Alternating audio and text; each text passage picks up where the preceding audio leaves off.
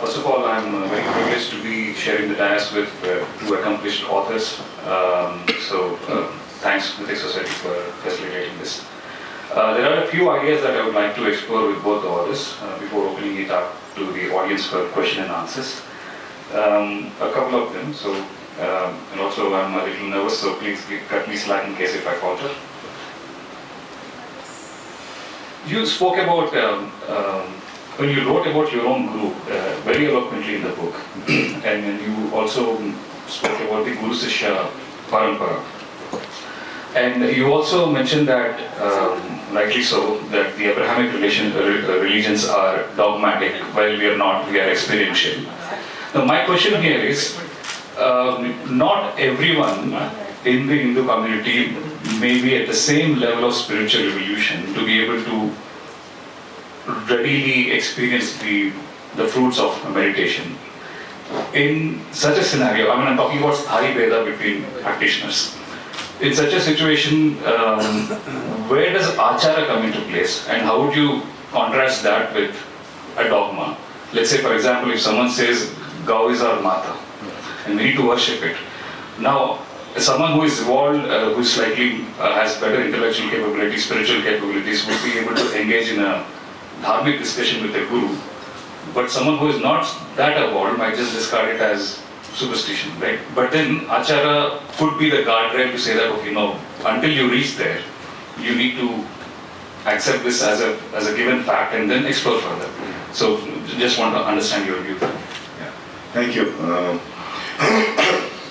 So when I talk on beliefs and experiences, of course one major distinction there is, just like with axiom, people have asked me this question before also, and for example, the cent tenets of science, 99.99% of the population has not tested them in the lab, so they have no experience of it. And yet, because the methodology is in place, that if you and I were to acquire those skills, and if we were to go to that lab, that concerned lab, and do those experiments, we'll always, in every case, find the same results. So this great trust has been established by the entire scientific community in countless and lakhs of experiments over its history, that they have always stood the test of time. So that's how a trust has been created, which is not blind belief. It is Shabda Pramana. See, if I read a book on quantum physics, let's say, quantum mechanics, I am taking the word of that author as Shabda Pramana at that time, because there, in that moment, I cannot go to Sun Lab and test it for myself. But I am taking it on as Shabda Pramana, that this scientist would have taken due diligence, and if you were to do that, you will get the same results. The same is true about our society also. That this, that guy, हमारी माता है, या हमको worship करना चाहिए, हमको पूजा करना चाहिए. This trust was evolved over time. And there will be a lot of controversy on this also, but we also, at one point of time, there was beef in our country also, not at this scale in which it is, in many other countries now, but it was there. But gradually that trust evolved to a place where these mechanisms were put in place. Because if you simply, Edward de Bono has written about it, that there are certain rituals. If you don't ritualize your life, you won't be able to live it. For example, if you wake up in the morning and think about how many different ways you can wear a shirt or a tie, that you will spend hours in doing just that. So our entire life is ritualized, so-called secular or dharmic. But the mechanisms which evolve over time with trust, they have much standing in society. Another difference between our Shastras and their scriptures is that our Shastras do not predict the practice. The practice predict the Shastras. For example, and this might create controversy in certain people, but Bṛhat Gupji says, and he says beautifully, he uses two beautiful words in Sanskrit and Hindi, that Lakshana Granth baad mein aata hai, Lakshana pehle hoti hai. The practice precedes the Grantha, the scripture. So there is already a society which is practicing that, which it has proven over time, which Taleb is called as Lindy's effect, that if something has worked for 2,000 years, then it is supposed to work now, because it has stood the test of time. It has stood the test of reality checks. So all of our traditions, customs, and rituals are not blind. They evolved over time by mutual agreement of society, of various people in various constituents of the society. And this is how we should take it also. So what should be our answer to our kids? I say 90% of our rituals and customs are rationally explainable. 90%, not all, 90%. So we should not shy away in this age when our kids ask, why should I do this? We don't have to tell, like my father told me, ye to aise hota hai, so you have to do this also. They are not ready to listen to us like this. Like it or not, they won't listen to it. And we cannot, maintain that standard that no, we will not explain, this will always be like this. 90% we can explain, 10% we can tell them, do you trust me as a person? If you do, try to do it for some time. If there is a change in your life, if you have better insight, then it's okay. Otherwise, it's your choice also. So this is the approach we can take with our society. And frankly, if we don't do this, the enemy ideologies, they will take your children away in the sense that, look, your side is completely irrational. They don't know anything. They just some stupid people. They keep believing some things, and this is how you will lose more than 90% of them. There will be people, there will be kids who will listen, but a lot of them will be convinced by reason. I do not belong to this, whatever generation is going on now, how they number it, Gen Z and all, I don't know. But when I was 18, I went to my guru as a completely rationalist, logical person, like a raging bull. I did not trust anything in my own tradition. I put up such violent questions to him, he solved all of them. So he convinced me. He tamed with lasso a wild bull. So if I could be controlled, I think our kids today are just, they're not as bad as we think they are. And we should tackle that with compassion, with rationality, logic, and in other things, we should tell them, try to do it. If it works for you, it's okay. Otherwise, of course, it's a choice. Thank you. Thank you very much. Let's move over to the Shatrubodha side. You're an architect, and interestingly, you've written books on two notorious personalities. So if I have to ask you to put these two personalities, Babur and Hitler, through a Shatrubodha framework, what would be the key takeaways for us from these two books? Thank you, and Jai Shri Ram to all of you. You may find it quite astonishing that a Babur bibliophile is saying Jai Shri Ram, but that is how I am. And very welcome to you, Pankaj, that you are here. And now I'm a Bangalorean because my voter ID card is in Bangalore. So I belong to Bangalore as much as many others. Now, yes, this very book which Pankaj has brought in full, Svayambodha and Shatrubodha, of course, he has been writing about it since very long time. And in fact, I had an opportunity of discussing this with him when I first met him 6-7 years back, or say 2019. Just a bit of glimpse was given to me through him, and of course his work has nuanced a lot with the time. And I was always taken with the storm of the Shatrubodha. I always wanted to understand it. And just if I dissect a bit and get into that part of the practice and then come to it, so I can give a few examples too and relate to it. One primary thing which we must understand is that there's a battle, constant battle in the world or the society is between the idol makers and the idol breakers. Let's understand it very clearly. There are people who make the idols and there are people who break the idols. The second aspect of this battle is about the men and the book. Man and a book, and it's women, men, and the words. That's a very important distinction which stands with us. Now, when I will like to go a bit unfiltered to if it is permitted. And I'm sure every one of you know that what kalma means, or you know that what it treats as. At least if you don't know, you should. And I always encourage people to read Quran I always read people to read the Bible. It's very important to know that what is there, the next side of the fence. Then only you can make your fence stronger enough. If you don't know that what forces are there, being an architect, I know that a foundation has to be strong enough to tackle the forces which are in the earth, and you can't understand it until you understand the earth. What are those forces? It's very important. So while most of an Indian kid grows up with Gayatri mantra, which is about the Savitar, it's about the sun deity and the praises to the nature, there is somebody 5 times a day saying that your God is a false God. And let me be categorically very clear that Allah is not the term for the God. Generic term. Allah was one of the gods. And this Prophet Muhammad made it very clear in the Battle of Badr when Abu Sufyan, the Meccan leaders, invokes Hubal. Hubal was the deity of that very tribe. And then he says that Hubal is nobody because Allah is there and he will be over and above Hubal. So he makes the case very clear that Allah is one of those deities.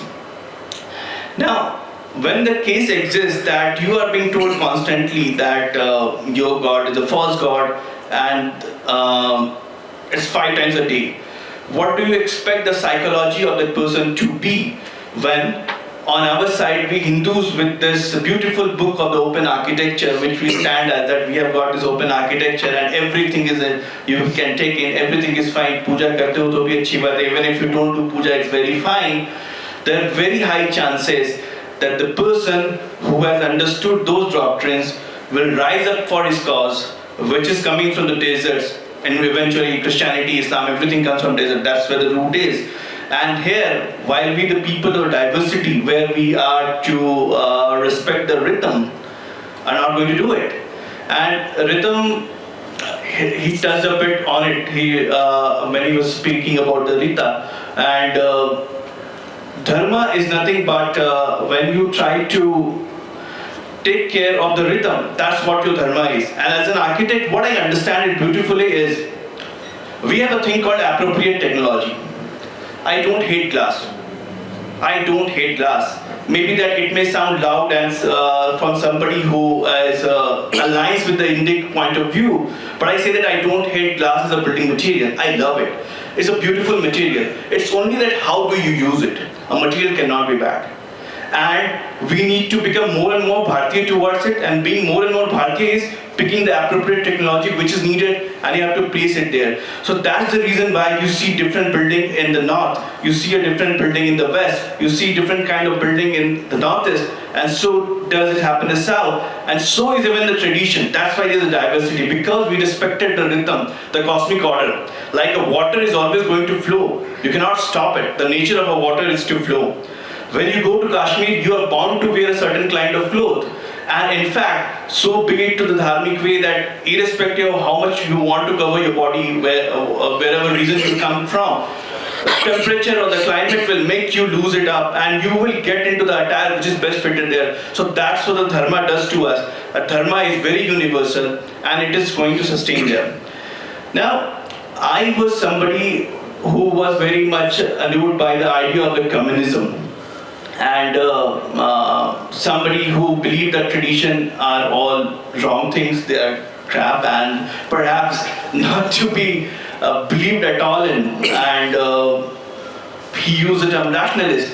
I was ultra-rationalist, looking to find a reason for everything out there, because a young boy in the block coming from a small town looking to find reason where the series like Captain Vyom Shaktiman is running around. I come from that era, and that's when you try to find rationality, that why Shaktiman ऐसे क्यों घूमता है, captain व्योम वैसे उस तरह के विमान के साथ कैसे चल रहा है, ऐसे क्वेश्चंस आते थे. और उसके साथ जब when you walk into the school, in the NCERT books come and say that hey, came the great Mughals, they built this for you and that and whatnot, and you know list about the Cholas. Now people complain that hey, books में तो Cholas थे. They will complain that Marathas were also spoken about.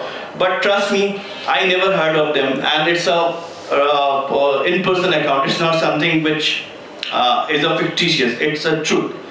And so I was taken away with the tide of the communism. I wanted to dismantle my tradition. I believed that only communism can bring the good for the society. And hey, I was patriot too. That's why I was doing it. I believed that I want to do for the good for the country. That's the reason why I need communism. It looked like a medicine to me, the antidote.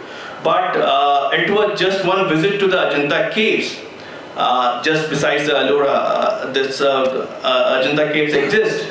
And it was the experience through there which brought the transformation. This was a practice. I was not into reading the tradition, but the practice, as in what I observed there, this was basically the application of so-called Snell's law of reflection. Snell's law of reflection is something that the rays come into the water and it will reflect back, or that's a very normal phenomenon. Incident ray, the incident ray and the reflective ray, refractive ray, there are three rays what you draw. So what happens in Ajanta is that when you walk in Ajanta caves, you'll see that it's dark, it's very dark. And how did people make so beautiful paintings with so much detail? Like if I make this space dark, are you going to be able to make such elaborate paintings? No, you can't, you need light. What is the source of light back then? It was fire, of course not electricity. If you use fire, and the colors mode are the organic colors, as in you take it out of plants, and any student of science would know that organic compounds react with the fire to give you carbon. So paintings would have just gone in the carbon form. But what happened that I was curious to understand as a rationalist kid that why and how this happens. So there was one very good professor of architecture, Professor Deshpande, whom I met in the evening when I was there, and he explained that through a model. And he poured the water inside the caves model. So in the Ajanta caves, when you walk in, you will see there are ditches. You step in and there you step down. Like imagine that this is a ditch and I enter from the cave from this side. And then he explained that by putting the water inside it, he brought the torch, and suddenly I saw that through the reflection, light got reflected inside.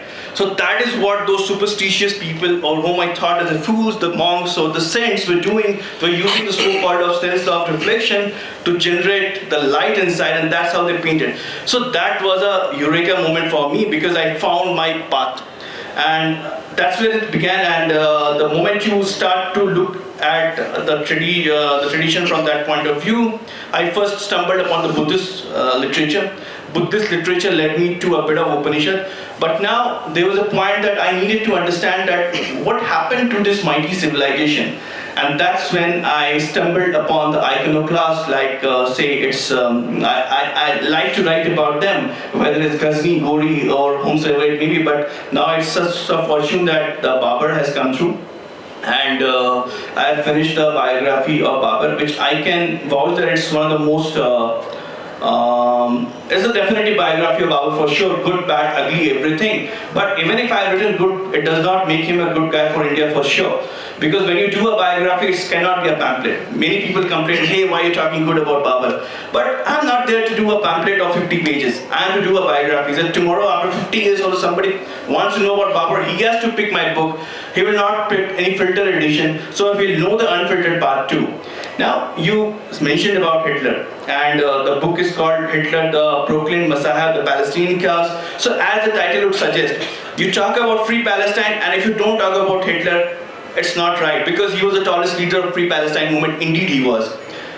Hitler was considered as the second prophet. It happened in Palestine. He was considered as somebody like an incarnation of 12th Imam, because the Shias thought him, believe in the 12th Imam concept. And so he was, the posters of Hitler was cherished in the streets of Tehran, in the streets of Syria, in the streets of Palestine, what we know today. So they were all in all for the love for the Hitler. And Hitler in fact said that Christianity is a religion of the meek.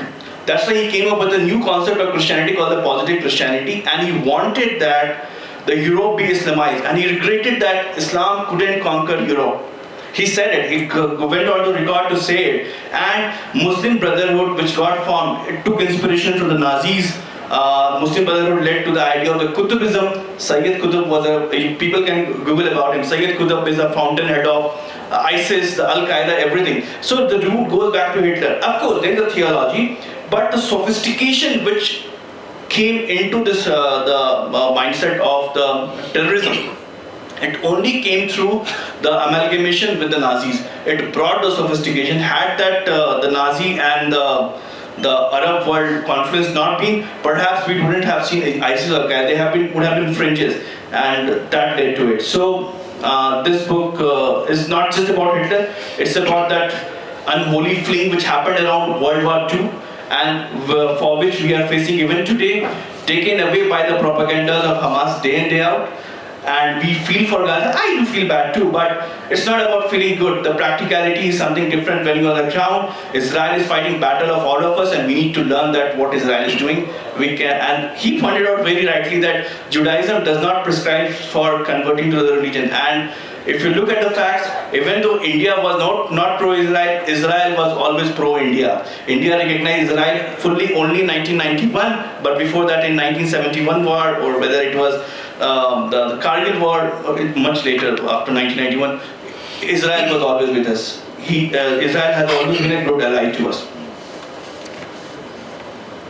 Very interesting, and I haven't read your book yet because it just released a week ago, and we have copies of that in outside. So I encourage everyone to please go ahead and buy them and read them, so that you can come back with more questions. I think it's George Bernard Shaw who said that if you're not a communist in your 20s, then you have no heart. And if you're not a capitalist by your 30, then you have no brain. I think we can say we can replace capitalism with dharma for Abbasji's case here. Full confession here, I was a capital thumping Marxist at 18 when I met my guru. So we have a lot of hope here. So Pankaj, you talk about the long arc of Islam and long arc of Christianity, and you mentioned that these two religions think in time scales of millennia, right? So what would be, or what should be, or what is the long arc of Sanātana Dharma? Now I want to make it a little more detailed here. You said that if someone wants to try from this new generation, you can say that you can try for some time and see if it works for you, you take it, and we should appeal to the reason or logical part of them. Now, taking the verse from Quran, there is a very popular verse which most of the apologists keep quoting, saying that it's called Surah Al-Kafirun, which says that unto you is your religion, unto me is mine, which is what Prophet Muhammad is supposed to have said to the Makkans when they said that you practice our gods for 6 months and see if it rains and if we get good crops and all, you can probably convert to us and let leave us alone. Now, what happened in the end is that the Prophet walked away. He never participated in that bet. But then the dogma came back and killed reason. So, is reason appealing to reason a good defense for us in this case when we are facing with such threats? So first of all, I think this exercise we have been doing for a long time. This surah, this ayat comes up again and again. And there is they know themselves very well. So there are contradicting verses in the Quran, and they have a very valid way of how to resolve them. So what comes later abrogates what came earlier. So this surah, and that's how they decide that what is true. And so this surah stands nullified of what came later when they became more powerful. So it's very clear to them. So they know, but they are also happy that we keep fooling ourselves by thinking that Quran also has all of these verses. So their so-called intellectuals will keep this afloat. But they know that inside their community, what works is, this is how it is. So it's very clear to them. Now, I am not, when I talk about practicing rationality on our children as individuals, that's very different from at a social level. There are some things which you cannot violate at a social level. For example, we'll have to come with different mechanisms than the Shatru, than the enemy, because they just directly get to the violence. For example, if they don't want two people to marry, they kill them. But that's not how a civilized and open free society can function. So we have to devise about other ways. Now you asked about the long arc of Sanātana Dharma. So long arc simply is, there is a very geographical equivalent of it. So you cannot see the curvature of Earth because you are not that tall. So what do you do that if you go to space, if you go a little higher, you can see the curvature. If it's very flat, for example, in ocean, you can see gradually when you go to a beach, you can see that curvature. So if your height is too similar with the history and time, if your height is too small in space, you increase your height somehow, and then you see the arc. Similarly, in history, we tend to see only 4 or 5 decades. That's how it is. Most of the disciplines also suffer from it. I'm currently working a lot in international relations and geopolitics, and most of the most celebrated authors and policymakers do not want to go beyond 5-6 decades. It's also a policy they are very conscious, because if you only go for 5-6 decades, the original blame, the first blood principle does not come into focus. Look what Israel did, but they will not see what happened before and how all of this happened. So the long of Sanātana Dharma is that when you increase your view of history, when you increase your span of history that you are looking at, then you understand the trends, the curves that come. So for example, long arc of Sanātana Dharma would be, today a lot of Hindus are quite dejected, who are awakened, who know about the threats that Hindu society faces. They are quite dejected.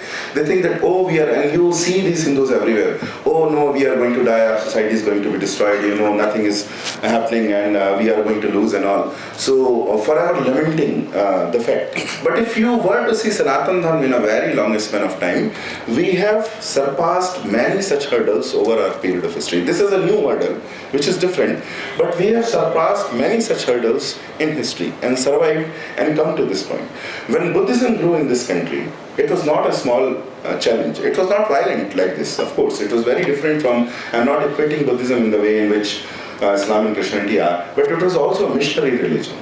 They sought to proselytize, they sought to convert Hindus to their branch of worship. At one point of time, a huge parts of our country were converted to Buddhism. What happened is then great scholars, great saints, leaders like Adi Shankar come, who do a series of discussions, not just him, but many others. And through that, they reclaim Bharatvarsha. I am a student of Hindu temple architecture, so I take example from that. And when people say that, about Shatrubodha also, they tell me that Hindus ko kabhi Shatrubodha nahi hoga, kyunki pehle nahi tha. When that's not a criteria you judge Hindus from. That's how the people of the book will judge themselves from, because it's not in the book, then how do we do it? But we are not bound by the book. We can do things which are not in our Shastras also. It's allowed to us, and we have done that again and again. Like I said, Lakshana is before, Lakshana Granth comes later. For example, in architecture, what happens is that if you look at the most of the great Hindu temples, they are not 2,500 years old, 2,300, 2,200 years old. The golden era is around starting from 1400 years ago, 7th century, 6th, 7th century, and it stays until 13th century, which is when you find some of the most brilliant temples. Now, what does this mean? Leftists always claim that, Hindus just copied Buddhists like everything else. So they say that Vedanta also, Advaita Vedanta is also, copied from Buddhism. And Adi Shankar is also, Prachanabodha and all those charges. But it's patently wrong, and there are examples, because in Ramayana and Mahabharata, you see characters, the word Devalaya is used, which is the word for mandir, for temple, and characters are shown going to temple. So it's very clear. Then there is numismatic evidence, which shows that at least if you very conservatively date Mahabharata and Ramayana, at least temple is 3,500, 3,400 years old. It's a Purana bhi nahi, so 3,000, 3,500 years it goes back. But our practice was that we built them in temporary material. We were a very ecological society. So the first materials were, you would build a temple, and for a certain period you will worship, and then it will also, melt away. For example, we have this tradition of Utsarjan and Visarjan, which still happens. We make Ganpati, we worship him for certain days, and then we do Visarjana. We simply do that with the goddess. So that's how we did. And if you see in Ellora and Ajanta also, if you see the ribbed vaults, that is a sign of that this happened in wood or other material first, or thatch and all of other materials. So it's very clear the architectural history of this. But what happened is that when the Buddhists came in India, although talking about, refusing to talk about Atma and Brahma also, Anatma, Anatta, Anatta, they started leaving the greatest imprints of Buddha, colossal Buddhas all over India. And Chaityas. First they did not portray Buddha, then they started portraying Buddha also. But all over, wherever they found the hills, they started, excavating hills where they started building, creating these chaityas and viharas. So then, and this is how I am surmising here, that Sanatana society would have thought, if we do not respond in kind now, then the posterity will believe, like the leftists say now, that ये दुष्ट ब्राह्मणों ने Buddhist को convert करके भारत बनाया, हिंदू धर्म बनाया. But they created and they started building more and more this stone temple architecture. They started building monumental architecture in stone, and they so outdid Buddhists that in every street in Karnataka, this is a land of temples. In every single street, great small town, you will find a great temple, 1,000 years old, 1,100 years old. So this practice came first. Then we created the Shastras. And then you see all the Vastu Shilpa Shastras, advising us on exactly what to do with what material and what. So this is an example of, there was not a practice before, but the emergency came. Sanatana Dharma responded to that emergency. A practice came. Based on that practice, we also created the Granthas. So if you see Sanatana Dharma in long arc, you will get great confidence that we have surpassed many such hurdles. This is just another hurdle. We have to do 200% contribute to this yajna. But we will win, there is no doubt about it. We will surpass this also, and we will survive. That's why it is called Sanatana Dharma. It's not just a name, it's not just wishful thinking. We have been like this, we will be like this. So that's a long arc of Sanatana Dharma. Thank you very much. I have a lot of questions to ask, but in the interest of time, I'll ask one last question to both the authors. Pankajji, you've traveled to all across the country and you visited many temples and you've written about it. And we have an architect in our midst who knows how to build buildings and temples, etc. So, because of continuous centuries of invasions and destruction, the North has lost almost everything in terms of the architecture. There's some preserved in the South. And even today, if you see, I'm trying to put focus on the aesthetic dislocation that the civilization has gone through. Our architecture is only visible in the temples today. Outside of temples, there's hardly anything that's Hindu in terms of architecture. So now you're a practicing architect. So when you design things, do you keep the elements of Hindu architecture in mind, or is it possible to bring elements of Hindu architecture into secular structures? Okay, so I'll just take 20 seconds for secular word, because that was intentional. Okay, so maybe that I'll take 1 minute for that then. So the term secular also is very much biblical in nature, because it comes from a biblical work called City of God, work by Augustine of Hippo, and he was a saint or whatever the names, so you can use any term for him. So when Martin Luther in Germany brought up with this concept of separation between the church and the state, this very book was referred, because according to Bible, the state cannot interfere in the works of the God, and God representatives of the God, as in the Pope, cannot interfere in the works of the state. Or rather, it was to say that there are two kingdoms which have been ordained by Christianity right there. Even when the founding fathers of America were talking about the secularism, they did not intend to make a state without the God. It was a state with the God. And at the same time, this very work, City of the God of Augustine, was referred to. And Luther, going back 200 years before America comes into being, Luther says that a secular state, Luther says it, Martin Luther, secular state role is to control the un-Christian activities. If I bring it to Hinduism, if it has to become a secular state, then the secular Hindu state has to control un-Hindu activities. If I pick the definition from the horse's mouth. So it's a very problematic affair to start with. Now, I don't want to get into much detail of it, but secularism is a completely misunderstood phenomenon altogether. As far as it is concerned that whether we are able to do it in the buildings or not, and the Hindu ideas, we try, there's a rise in the time of now to go back to the roots. Every developer, forget the developers in Bengaluru. I know that they like to give a fancy, here we'll talk about, let's bring England to the Hallis of Bengaluru and all kind of crazy terms, Spanish villas, and I am also a victim of it because I have to go through marketing brochures to be approved by me. But this does happen.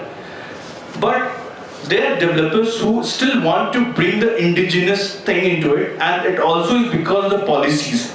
There are policies like green building system. Again, green building system is also a kind of colonization because it makes the like LEED is a certification system which is American in nature. Now we have our Indian variant, but it comes through a way that the way they have perceived the sustainability as, they want you to follow it exactly the same way. And if you have to grow, if you have to build, you cannot cut off on energy the way the West needs to cut off, because they have done all the pollution, they have done all the kind of wrong things, and now they have taken this white man's burden and passed it on to us that, hey, you have to do this. So, but still, the policies are as such where you are to take care of the water bodies to reduce the temperature. You are to bring in a lot of indigenous material, you will get points for it. There will be 2 points if you use this very building material. And that's where the criteria, the platinum, gold, and all these fancy ratings comes up. You walk into a building, you'll see, bahar there will be a thing written, gold platinum rated, LEED platinum rated, or IGBC, Indian Green Building Council rated. So these policies are making us do it inevitably. But still, as far as if we perceive it that way, that if we have to bring those authorities for the past in the buildings, maybe it will not be tangible as well. But I don't even see that as Hindu way, because Hindu way is about appropriate technology. As I said in my initial remark, I don't hate glass as an architect. There are a lot of non-architects who say that glass is a bad material. Glass is a good material, you have to use it the right way. Because like you work for a bank and imagine that building does not have a glass, you will not have enough light, your HVAC or you will have artificial lights put in there. You will have, if there is not enough ventilation through the punctures and the openings, you will have, your HVAC load will go up. So ultimately, we have to choose material very appropriately, and perhaps we are moving towards a Hindu way of doing appropriate. Yes, as far as the aesthetics is concerned, we really lack in the rust. Our rust is, aesthetics is all about the concrete jungles. We are unable to bring it through because, again, if a bank is to take a building from us, they will have their own checklist, and which again comes from wherever they come from. They will have a checklist whether the ceiling to floor height is that much or not. You have to maintain it. Whether the building has been built by this material or not, because this has to pass through a new the colonial giant which has come wellness certification. How well you are is what they try to say. Yes. Yes, these are the criteria. I finance all that, so yes, I know a little bit of that. So what that does is that puts her into a spot. But we architects surely have a quest to do something which is indigenous, because we know that at the end of a day, the two basic things, ventilation and the natural light. And this was a part of our Dharmic parlance. If you see that the houses were sat in the past, it was made of the mud, the earth, but it was about it was not about mud or earth, but it was about the material which is appropriate there. We build the buildings to timber too. If a building is being made through timber in Nepal, you will not see the timber building in, say, Kolkata. You will see a different building material. It will be earth. So we are going back to that path of using appropriate material, not in terms of aesthetics, but in material science for sure. Thanks a lot. I'd just like to make one remark about this. You said that when temple architecture you find a lot of examples, millions of examples. But what about civil architecture? So this might intrigue you or any Hindu, that why did not we leave enough science of civil architecture and only why divine? But if you see all civilizations, our philosophy was that when you're building about God, that architecture is meant to stay for centuries. So the divine architecture is meant to stay there for centuries. That's why it's built in material and in a way which lasts even earthquakes, invasions, secular governments, and all the apathy that we go through. But when it came to civil architecture, we were a very ecological civilization. So that was, as a lot of scholars who work in that field, like Anupam Mission also analyzed that a lot, that it was built in material which was temporary, which was very suited to that climate, that particular time and place. In every 1 or 2 generations, it would be expanded, rebuilt in another material. That's how it is. We always focused on more public works. If you go to Gujarat, if you go to Rajasthan, deserts like this in any other part of the world would not have as much water as Gujarat and Rajasthan have. It is because of their culture of creating baulis and vows, which are everywhere. So we focused on and we wrote about it. So what happened is that it's not that civil architecture didn't exist. We didn't think it was as important enough to constantly write about it. So we wrote about baulis, we wrote about vows. There are a lot of works which discuss all of that. We wrote about divine architecture, we wrote about even about military architecture, but the least amount of material is on civil architecture because our worldview was different. That did not mean that we did not make environment conducive building. It was precisely because of that not much of that stays. But if you even see European architecture, so I read this in one of my inspirations. He still is one of my greatest inspirations, V.S. Naipaul. But he makes a very stray comment. My interest in architecture started from there. That Indians don't have a sense of architecture. So he is a traveler in 1970s. He's coming to India, wounded civilization, the second one. And he's coming here.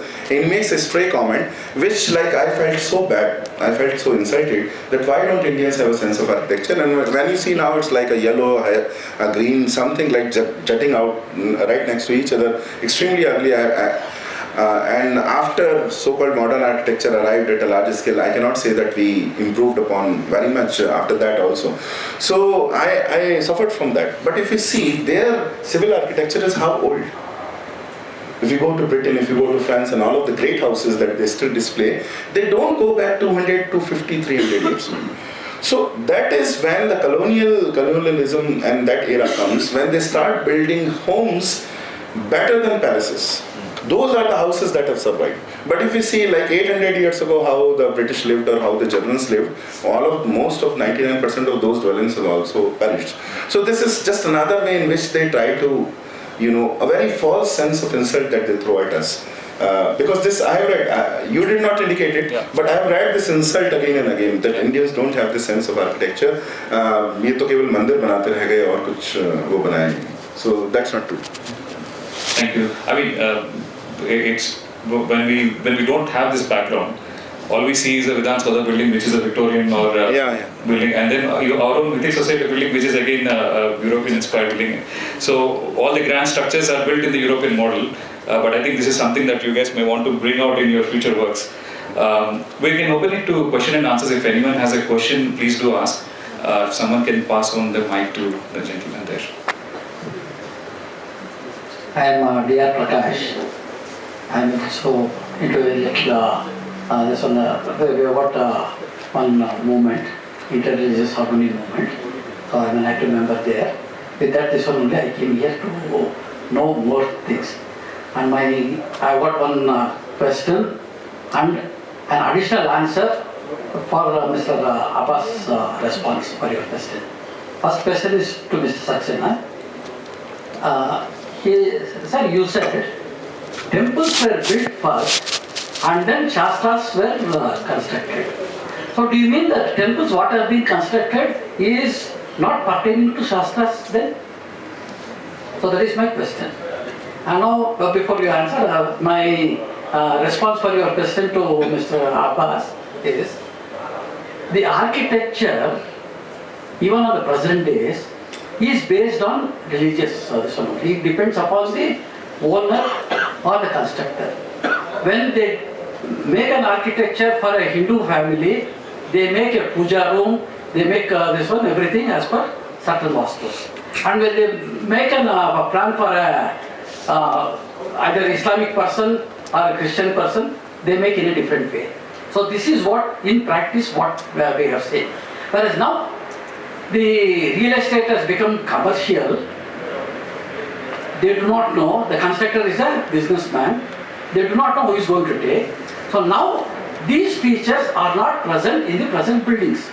Because It may be purchased by a Hindu, it may be owned by a Islamic person or a Christian person. So they make it in a just general Vastu like this one. And very clearly they mention it is as per Vastu. Which Vastu? Bṛhat. And on Vastu also, in olden days, it was a single rule for any person. Whereas now Vastu has also become commercial. The father constructs the building with some this thing Vastu, and then once it is inherited by the son, he will face some problems. When he goes to a Vastu person, he says, no, your bedroom should be demolished, it has to come here, it has to go there, it has to come here, they say. So Vastu has become commercial for every single person. So this is my observation, what I have seen. So I expect your answer, sir. Yeah, thank you, sir. So actually the answer is in a way what I said, self-explanatory. When Shastras are a compendium of the correct practices. So they will tell, the temples will follow what is written in Shastras because the Shastras are written based on the existent practices. The deviance, so for example, we see certain vigrahas and certain shilpa which do not find mention in the Shastras. And there are some mentions in the Shastras of which do not find any example of. That is because so much has already been lost. For example, in second edition I have included a description of the cover page of my book. The image that I have used is of Shasti Hasta Narsimha, 1600 Narsimha in a sculpture. I have used it to, and this is destroyed, it is the only extant murti which is outside the Khajuraho Museum, clicked by my friend Shri Ramakrishna Kongala. He is a great sculptor, architect. And there is no description of it left in any Shastra or no other example such. Imagine, I have used it because I wanted people to focus on this with Zaring sense. Imagine a civilization which could create something like this, 60-handed Narsimha with one stone with different ayodas. And imagine a civilization which witnesses it and thinks that this should be destroyed. So we have to understand the difference between the two. There cannot be somehow between two. Now, it is so destroyed, so many texts in the north are completely gone. 90% of the manuscripts, I am just throwing a number, we don't even know how much percentage we lost and how much percentage is there. Those manuscripts are also not there. So the discrepancies that are there between the Shastras and the practices is because of so much of practice was lost, so much of the text were lost. But they tallied with each other. And what happened is that they cross-influenced also. So once what happens is that there is a practice which starts becoming dominant of a particular style of architecture, then a Granth comes up. Then that Granth is shared with wide number of people and it standardizes that practice over a wide area, a kshetra. So the Shastra also influences the architecture. It is not so that it does not. But the thing is, I want to stress that we are not a normative society. We don't create the book first and force people to follow it.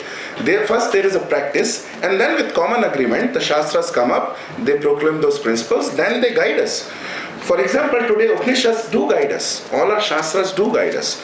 But they were based on the experiences and practices of our great rishis. Thank you. I hope I have answered. You have a response, yeah. So you mean that Shastras get amended? Yes. Yeah. Yes. Every time when we Yes. make the we amend Yes, it is. So, sir, to the point that if we are still following the Hindu and religious, these are the two terms which you used. But I will like to make one very broad distinction is, it's not about the religion per se to start with, it's about the region. So I don't know how many people here have the background in construction or industry works, industry as in industrial construction, but there's a term called North Light Truss. Anyone can Google, they will find it. There's a North Light Truss. So in the factories you will see that there is a slope. It's a slope like this, and then the light is a glass sits here, so you feel that a light is going to come from top. You will find it in factories. North Light Truss. We use that truss to place the light in a certain way. Now, what we did, we foolishly copied the Britishers. Because in India we have a concept of Uttarayana and Dakshayana. So the light sun does not rise in the east and sets in the west, and these are two different trajectories. So it goes in the east, goes towards the north, and then sets, and there's a east a bit in the south. There are two different cases for the sun to set. So now we necessarily, in a lot of regions in India, we need south light trust, because that's where the light comes from, not from the north. We blindly followed it. So when I say Hindu architecture, it's so be unfortunate or fortunate it's happened to be Hindu land, so that's why Indian land or Bharatiya land will be called as a Hindu architecture. That's or Bharatiya, whatever term we like to use it. So we necessarily are trying to, or rather I am trying to say that we need to have the building which is suited to the Indic ways.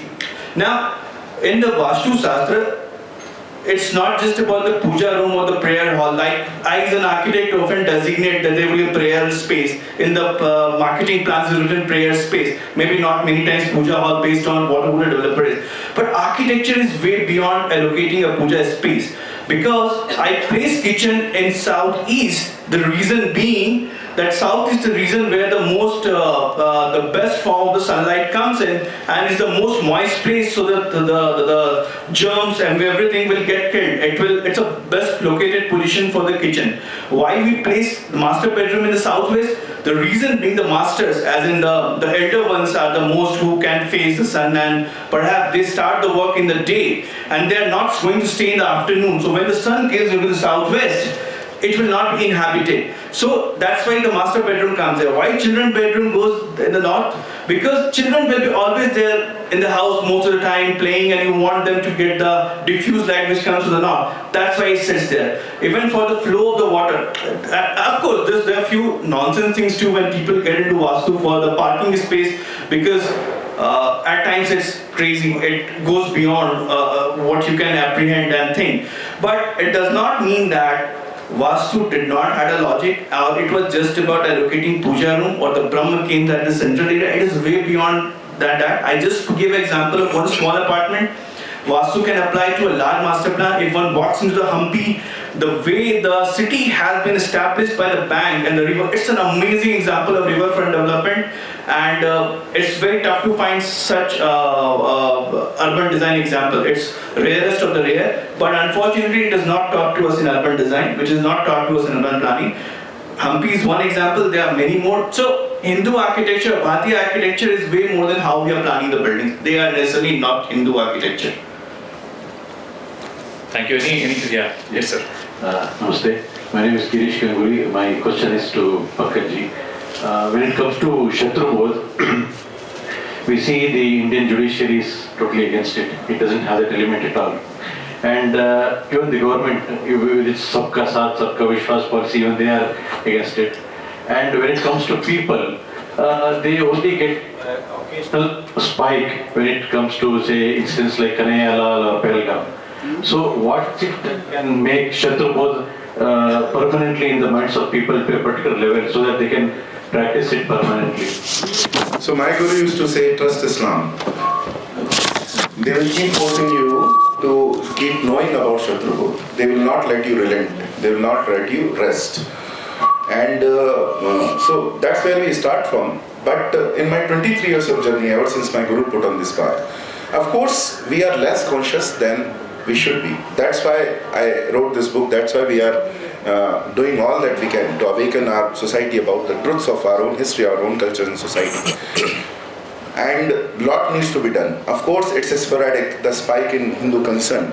Of course, it's not as it should be. But in 23 years, I've seen there is a magnitude of increase in Shatrubodha, in Hindu sense of unity, in uniting together, knowing about the other side. When I started 23 years ago, 2001-2, in where I came from, if I would shout at the top of my voice in my city, I would hardly find one or two people who would relate to or even would be willing to listen to me. My guru would gift all the books of Sitaramji and Ramswarupji. He could not find people to read it for free.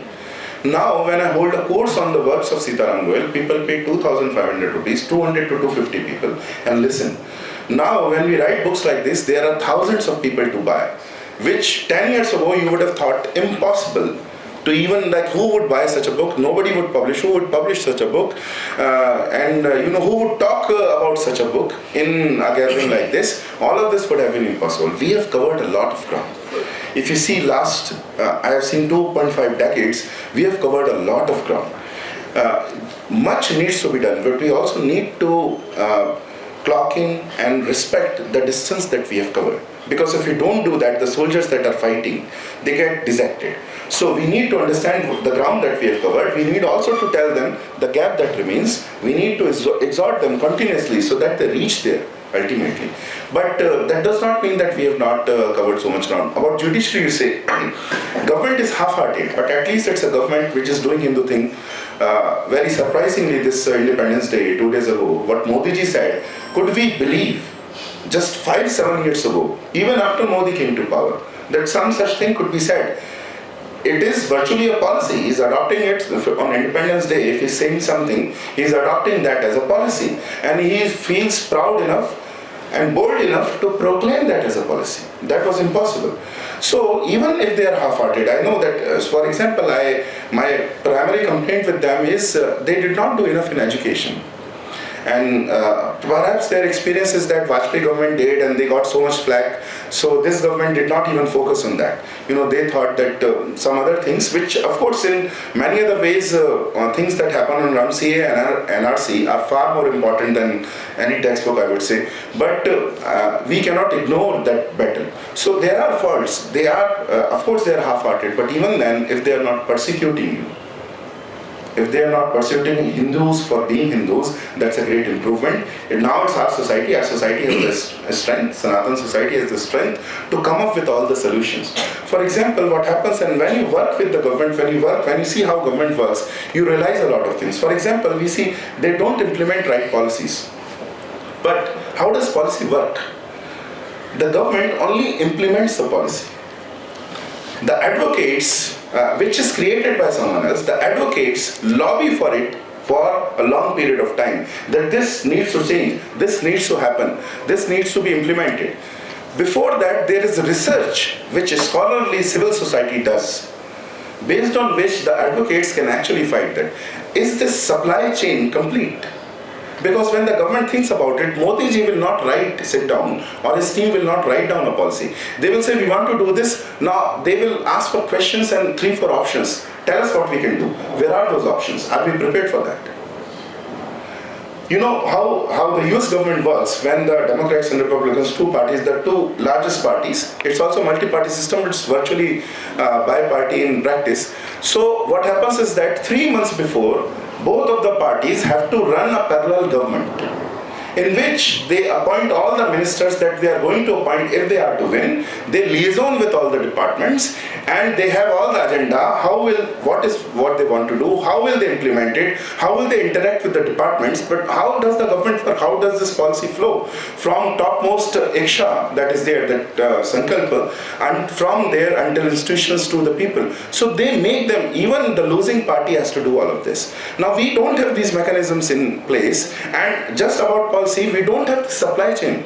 We do not have enough researchers who are, for example, there is this demand of free temples. Now we have started a project at my organization. Free Hindu temples, of course, it's a worthy cause, but where is the evidence of where Hindu society, which is running temples which are community run, how are they run? What is the administration, management, how do they communicate, with the society? Because when Shri Dharampalji was asked such a question by Christian missionaries, that you don't educate, that's why we educate and we convert, he knew that that was wrong, but he didn't just give an emotional response, he went to society, he studied 3 great clusters, created a statistical report which cannot be controverted, and based on that a lot of policies can be made. They were made, they can be made. So this is the research ground that has to be created. Then you have to create a whole series of advocates, legal and otherwise, lobbyists and advocates who do this. You should be ready with all the 4 or 5 alternative plans when the government wills, when it wants that this should be implemented. So that is the part. These processes are not complete. There are very well-meaning people in place in 50% of the cases. I'm not saying everyone is good-hearted in the government. Of course, it's a government, it's all about power, and power attracts all sorts of bad people also. They are everywhere.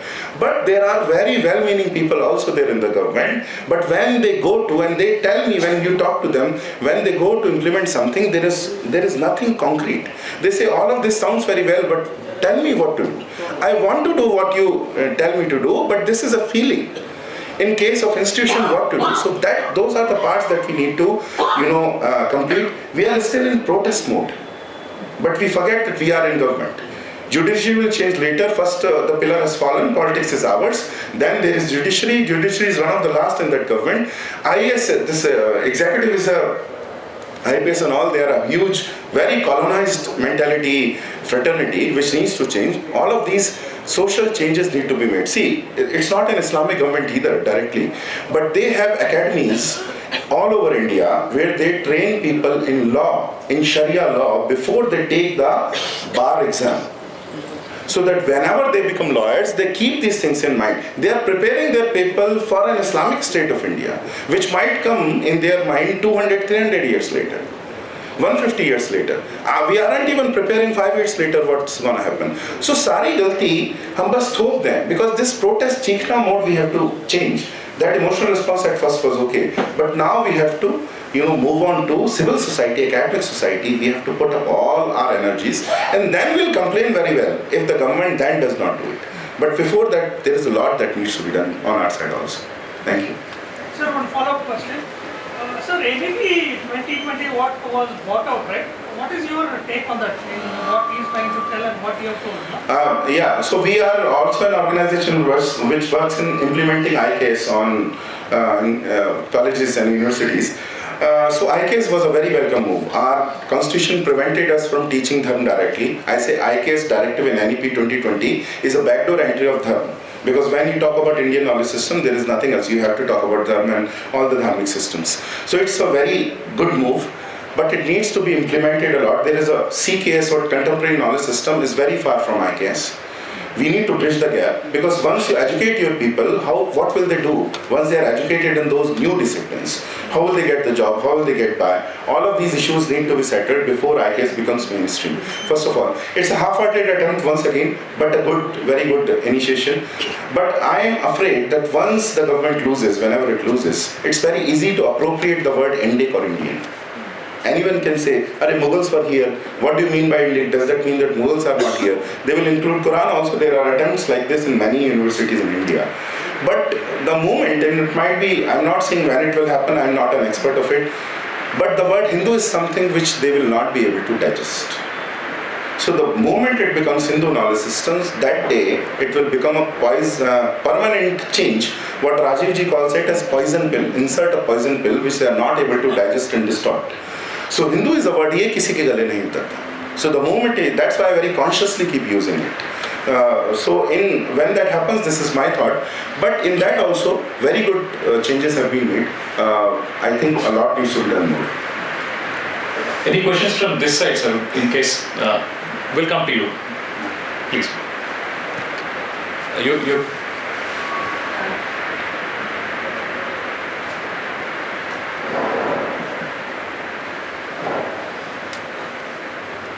I'm Dr. Mrinalini Menon. By profession, I'm a biotech person, not into any of the social sciences. I just had a query.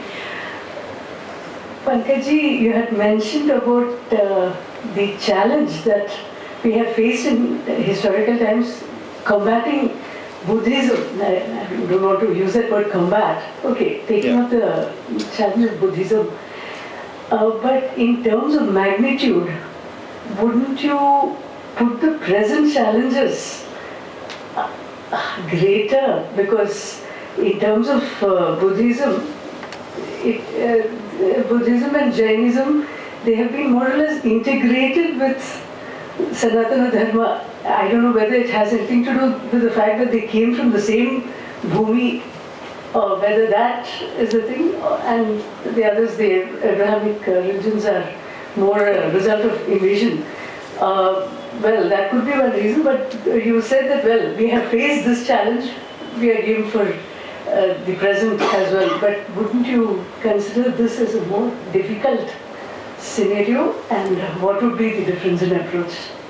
So it is definitely more significant challenge. But I just gave that example to show that if something new has to be done, including the practice in Shastras, that will spring up. So that's a hope. looking at our history, when he asked about long arc of Sanātana Dharma, in our history we have done that before. So we'll do it before. This challenge seems more significant, but we'll tackle it before. But let me also rephrase. Now it seems that they are part of our society. When the Buddhist challenge was there, it was a very, very significant challenge. It was not very dissimilar from the challenge of Christianity. Because Christianity right now in India is not like directly violent in most of the places. But the way it increases with conversion, leaps and bounds, whole kingdoms, whole communities convert, that was the challenge of Buddhism. Proselytization. A lot of scholars say that more than 50% of our population was already converted to Buddhism. We got them back. And in areas, there is also, Sitaramji also believes that in what is now Pakistan and Bangladesh is where Buddhism existed more. So when the invasions happened, these are the places which, adopted more of the new religion, because they did not have those resistance methods.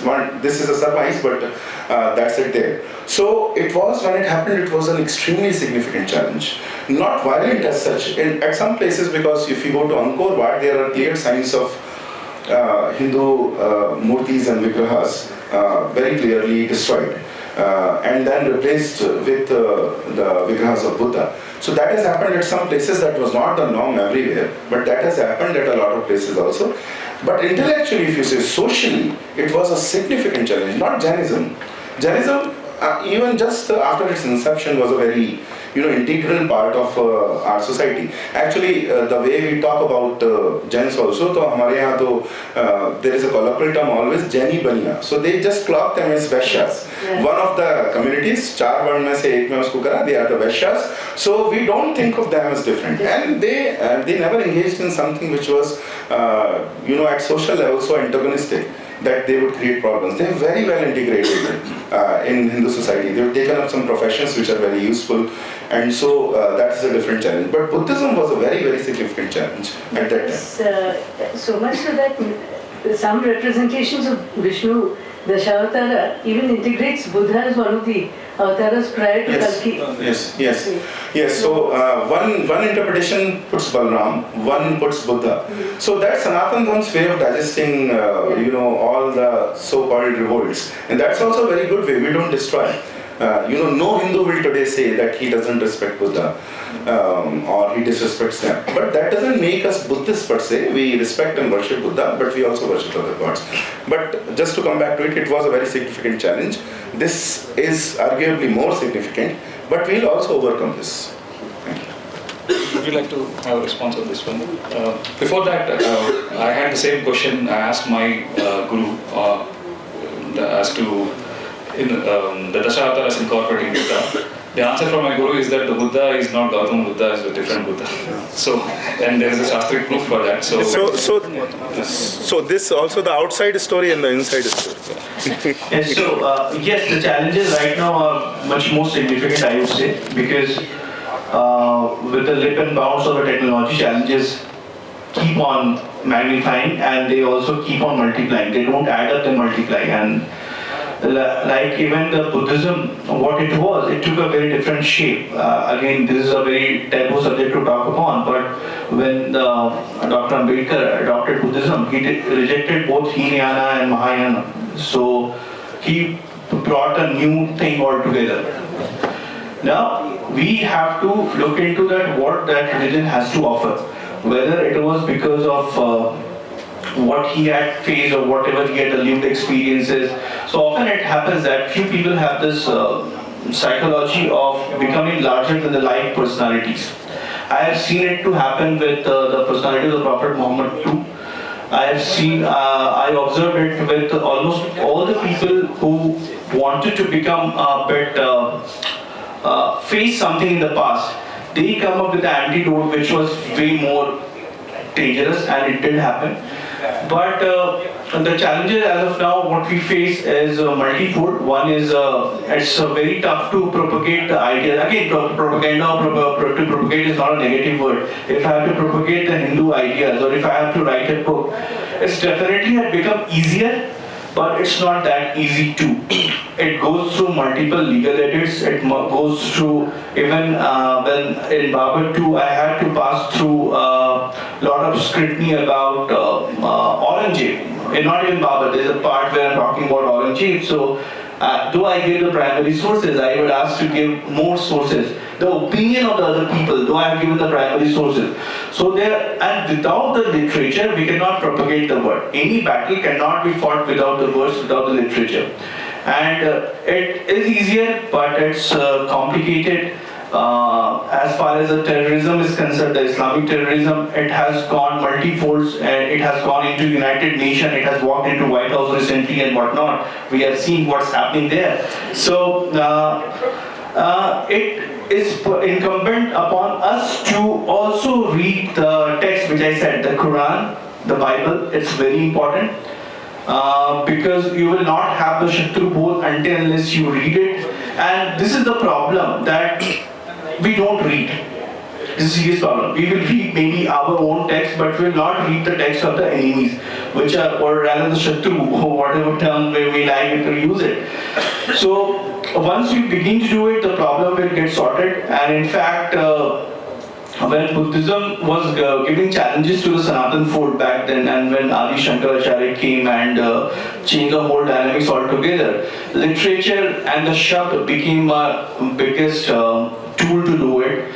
We have to replicate it. We have to get away with the fights which are non-consequential. Often I say that when it comes to the regional war or the language war, or because these are just the thing to hit on the Hindu society. Because when Adi Shankaracharya was traveling north, south, east, west, he came from down the south to pass on the tradition everywhere. He went to the Kashmir, and what language he was speaking? He was maybe that he was of course speaking Sanskritam. It was one of the language. But at the same time, language was a very organic process. It so happened, like I'll give you a very broad example. My wife picked up Kannada quite really, much more easily, and she speaks also. She's fluent, not fluent, but she's very good at it. I did not get the circumstances which could lead me to understand the language. Language is a very organic tool. And it becomes a great asset to grow more and more languages, the better. But somehow we have been diverted into few battles which are so inconsequential, which makes no sense, because when Pahalgam happened, something else happened. It was a very different war altogether. It was a civilizational war, which they brought it upon us. So these are few challenges which we need to be very categorically clear about, that what we are going to pick up. What should be our battles to pick. And somehow choosing of a battle is a very important thing which Hindu society must do, or else Israel is a great example how they fight it out, and we need to learn a lot from them. Hello. Thank you. Before that, Jaisima sir, how much time do we have more? 5 minutes. 5 minutes. Okay, one last question, sir. Sir, good afternoon. I am Bṛhat, advocate. See, this between Svayambodha and Shatrubodha, there is something called Nijabodha. Now modern children and then coming generation will rely upon this Nijabodha. That is, Nijabodha is relying upon science and technology. Because after all, these Rama, Krishna and Allah are all non-scientific. Though not unscientific, they are non-scientific. So the issue is that the modern generation, would rely upon science and technology, and for anything left unanswered, they will go back to mysticism. They will get into meditation. Now, meditation has matured a lot. There are a lot of institutions, individuals in our society, in the West and India also, where meditation is being taught so easily. Within half an hour, you will be in a position to go to a state where so-called Himalayan yogi used to go for sit for several thousands of years. You get the same result now. So, because of all these things, the getting answers for the coming generation becomes very easy. So, there is a tendency to reject history and also all writings. That's the reason why even the most popular readers and writers who write about 1,000 books, they are struggling to sell even 100 books. So this trend will continue, and then I think there is more and more of clarity as the next generation, coming generations get into their lives. That's what I feel. Thank you very much. Before Pankajji's response, even my great-great-great-grandfather is also non-scientific, because I don't know his name and I don't know if he ever existed, if we take that line of argument. I think it was more of a comment, but to say, I would not, first of all, say unscientific about all of them, and I will never club all of these personalities that you spoke of in one manner. Our civilization has many layers. There is a historical layer. So it's not as if Mahabharata is not history in the Western sense. Ramayana is not history in the Western sense. Itihasa, our Shabda Itihasa, is not history, it's different. But that does not mean there is no historical code. The story happened, but we elevated that story into eternal guidance for all times and places. And for that we had to make it Itihasa. So there is an original historical code. There are authors and researchers, scholars who speak on that. Our great friend Ami Ganatra speaks both on Ramayana and Mahabharata, both of our Itihasas and the historical core in that, and on the Updesha there about other aspects. So there is history. But our stress is that, like Vishwadluri says, that was not our most important focus. We focused on the Darshana. We focused on what we can learn from these texts, these epics, and not on what they wear, what they wore, and what they ate. That was less important, but it is not unimportant. So there are many layers in our history. Our children will find a lot if they go to Itihasas. Abhi, though there is a fashion, they are misled in believing that there is nothing in your history. But once, and now the trends are starting. Now when they see there are movies built on Hindu cosmology, created on Hindu cosmology, which finds such great audience, there is going to be more and more interest because there is a commercial market also for it. And people will develop more pride. For example, I say about Insta generation, like not all is bad. One of the greatest parts of this current generation is that they started going with the small phones to all of these remote places. They started clicking the pictures of great sculpture and architecture, started sharing them, and suddenly not just few people like Aabhas and me, but lakhs and lakhs of our teenagers suddenly realized, oh, our ancestors were not so bad if they created something so good, something so great. So those things are also happening. Other trends are also there. I'm very hopeful looking at them. Thank you. May I add something? For the definition of Itihasa, you can literally go back to what the great Kalana said, that the purpose of Itihasa, see, what we read as history or what I write is not Itihasa. The term also has got corrupted. And it's a very postmodern writing we're doing. We are writing something and we are giving citation and footnotes. It's a very postmodern way of writing. That's how we do. But for the Kalana, the purpose of Itihasa was to tell a tale as it happened. But the purpose was to grow you in Artha, Kama, Dharma, Moksha. That is the purpose of it. A story has to be told that way. Now, let me just bring it on in terms of the religions which are not Indian. Without the book and a man, all religions can fail, but Hinduism has got such a plethora of the books, words rather, that it cannot fail. Somehow, what that does is that, even if, say for a while, you believe that maybe that Bhagwan Krishna existed as a metaphor, believe or follow, but we have evidences, that's a very different genre of talk altogether. But does Hinduism really rely on the faith or a belief that Bhagwan Krishna existed or not? Even if say that you believe that it does not exist, it does not matter. So what the leeway, or rather I would say the great thing Hinduism gives to you is, it takes you to a place where you can think about the tradition with any deity, whether it's the deity from a gram or whether it's a deity from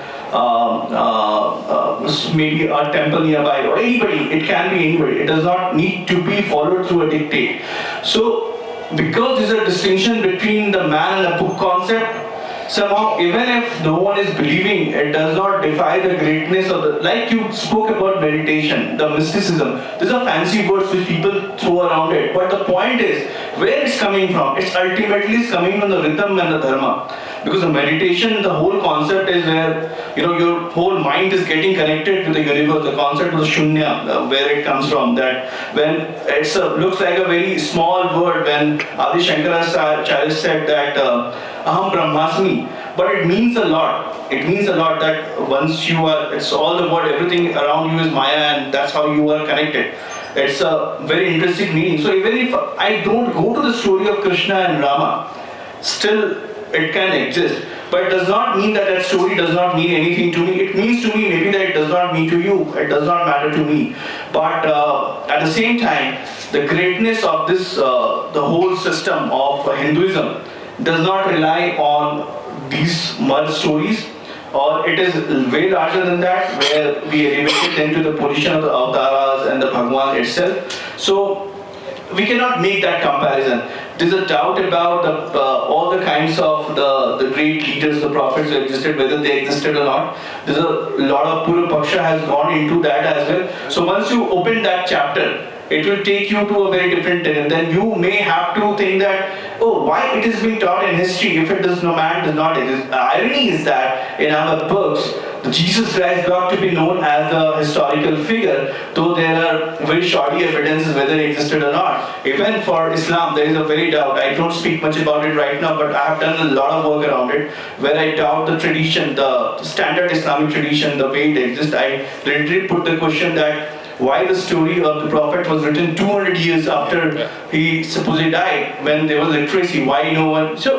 So the moment we do that Pura Paksha, maybe then it will seem that we have more evidences for Sri Ram and Krishna than this most recent people. So we need to read, we need to go there, we can question, and yes, questioning can lead to a better path. So I think this can be better contextualized in a linear time versus cyclical time.